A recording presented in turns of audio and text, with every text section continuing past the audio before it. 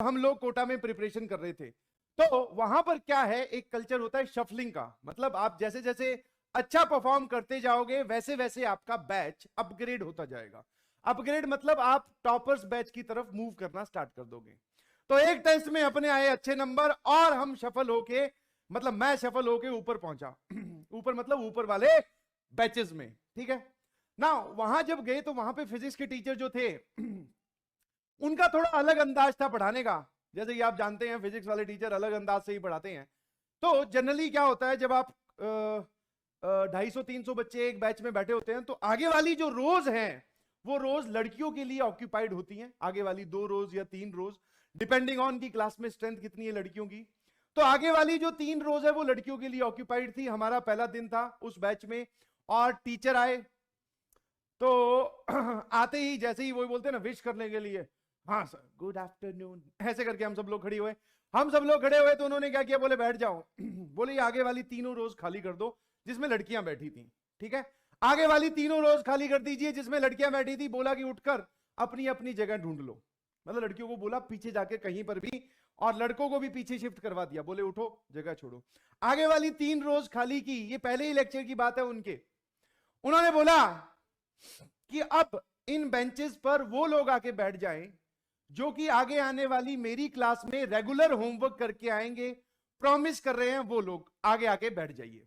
मतलब जो जो ये बोलता है कि मैं आपको रेगुलरली होमवर्क करके दिखाऊंगा, जो जो बातें आप बोलोगे वो मैं फॉलो करूंगा, तो वो बच्चे आगे आके बैठ जाओ, चाहे वो लड़की है चाहे लड़का है, ठीक है। पहले ही दिन थोड़ी डरावनी सिचुएशन होगी कि सर अब क्या करें, अगर प्रॉमिस कर दिया काम नहीं करके आए तो गुरुजी वैसे ही गुस्से में लग रहे हैं, शायद इसके सीक्वेंस या फिर इसके जो कॉन्सिक्वेंस है वो थोड़े गड़बड़ हो सकते हैं।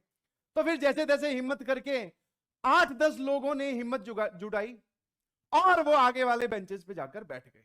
उनमें से एक मैं भी था, ठीक है जी। हाँ, तो अब पहले वाले दिन तो कोई होमवर्क था नहीं, तो उन्होंने बोला कि आज सिर्फ आपको पढ़ना है, आज जो होमवर्क दूंगा उसका कल वाला होमवर्क सिर्फ आगे वाली 3 बेंचेस में जिस बच्चों ने खुद हाँ भरी है कि हाँ सर आप हमारे पर ध्यान दीजिए या फिर आप हमारा होमवर्क चेक कीजिए, मैं इनका होमवर्क चेक करूंगा। और जैसे जैसे मान लो कोई ऐसे शुरू शुरू में तो ऐसा होता है ना, आपने हाँ भर दी कि हाँ भाई मैं होमवर्क कर लाऊंगा, बट आप होमवर्क नहीं करके लाए, तो उन्होंने बोला तुरंत पीछे बिठा दिया जाएगा और वापस कभी आगे आने का मौका नहीं मिलेगा। मतलब आपके पास गलती करने के कोई चांस नहीं है, ठीक है भैया। पहला class Newton's law of motion का था, 2-3 क्लासेस हुई, उन्होंने होमवर्क दिया, हम करके भी आ रहे थे, डाउट वाउट भी पूछ रहे थे, अच्छे से सही चल रहा था। एक दिन जो उन्होंने होमवर्क दिया, अगले दिन आके डाउट डिस्कस करते हैं, शुरू शुरू में जो होमवर्क है उन्होंने पूछा कि इस क्वेश्चन में एनएलएम का क्वेश्चन था, एचसीवी का सवाल दिया था, एचसीवी डिस्कस हो रही थी क्लास में। उन्होंने बोला कि इस क्वेश्चन में किस किस को डाउट है, तो अपना ऐसे हाथ एकदम चिंटू चिंटू टाइप्स की सर हाँ मुझे डाउट है, ठीक है।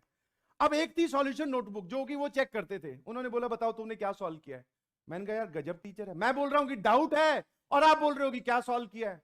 मैंने दिखाया तो वो क्वेश्चन नंबर शायद 31 या 32 रहा होगा, जो भी रहा है, तो उसके ऊपर वाला सवाल सॉल्व कर रखा था, उसके नीचे वाला सवाल सॉल्व कर रखा था। 31 वाला जो था ना, उस पे ऐसे लिखकर मैंने सारी जगह खाली छोड़ रखी थी।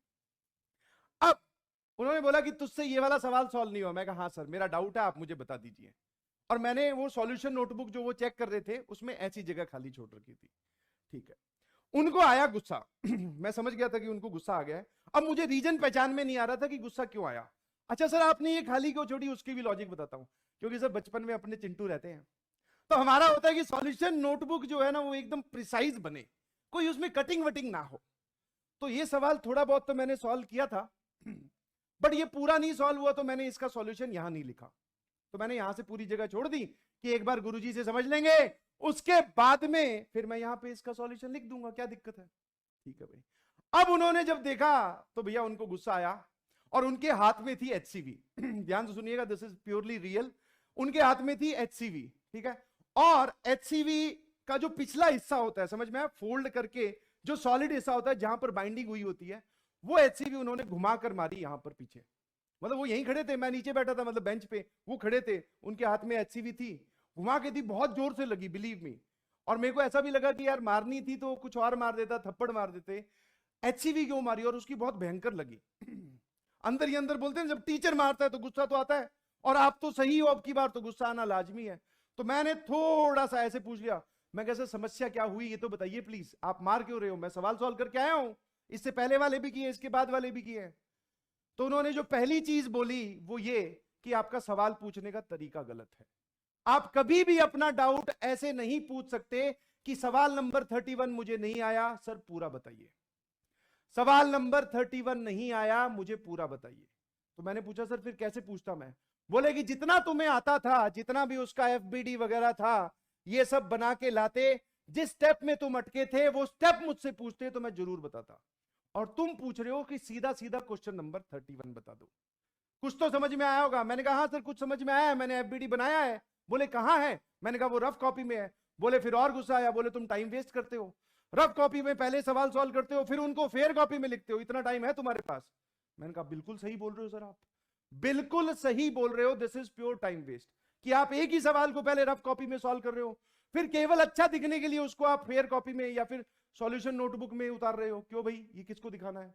मैंने कहा सर सॉरी, मुझे अपनी गलती समझ में आ गई, आगे से कुछ नहीं, जो भी होगा यही सॉल्व करेंगे, कोई स्टेप अगर गड़बड़ हुआ तो काटा पीटी कर देंगे, कोई दिक्कत नहीं है। बोले ठीक है। फिर अब दूसरी बात, ये तो पहली बात थी कि तुमने सवाल गलत तरीके से पूछा, जितना आया उतना सॉल्व करो और जो स्टेप अटका है सिर्फ वो पूछो।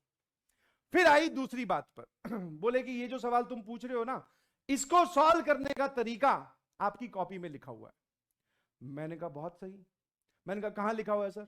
वो ले गए अपने, बोले अब नोटबुक चेक करो। फिर नोटबुक चेक करी, नोटबुक चेक की तो वो सवाल वहां पर उस जैसा ये करवा रखा था और उसके अंदर बादल बनाकर एक बात उन्होंने लिखने के लिए बोली थी। और ये जो बादल वाली चीज है ये वहीं से आई है, क्योंकि वो बोलते थे कि जो जो टीचर बोल रहा है वो आप अपनी भाषा में, अपनी लैंग्वेज में, इंग्लिश, हिंदी, मलयालम, तेलुगु, पंजाबी, जो आपको अच्छी लगती है उस भाषा में वो बात लिख लीजिए।